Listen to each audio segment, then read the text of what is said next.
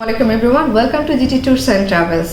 আপনারা জানেন যে বর্তমানে কিন্তু সার্বিয়ার আমরা দুইটা ক্যাটাগরির ভিসা নিয়ে কাজ করছি। একটা হচ্ছে ভিজিট ভিসা, যেটা হচ্ছে মাত্র 30 দিনের ফ্লাইট, আর একটা হচ্ছে ওয়ার্ক পারমিট ভিসা, যেটা হচ্ছে যে অনেকে কনফিউজ থাকেন যে সার্বিয়ার ভিসা রেশিও কীরকম বা ফ্লাইট হচ্ছে কিনা। আমি বলবো যে ভিসা রেশিও অবশ্যই খুবই ভালো, আর ফ্লাইটও হচ্ছে। অলরেডি আমি কিন্তু দুইটা ফ্লাইটের কপি নিয়ে বসে আছি, জাস্ট আপনাদের দেখানোর জন্য যেটা দেখালাম। এটা আমাদের পঞ্চম রাউন্ড, যারা যাত্রীরা যাচ্ছে, আরও কাজ চলতেছে, আরও অনেকেই আছে যারা, কারণ হচ্ছে ইউরোপের একটি দেশ হচ্ছে সার্বিয়া, সো সবাই এটা নিয়ে খুবই ইন্টারেস্টেড ইউরোপে যাওয়ার জন্য।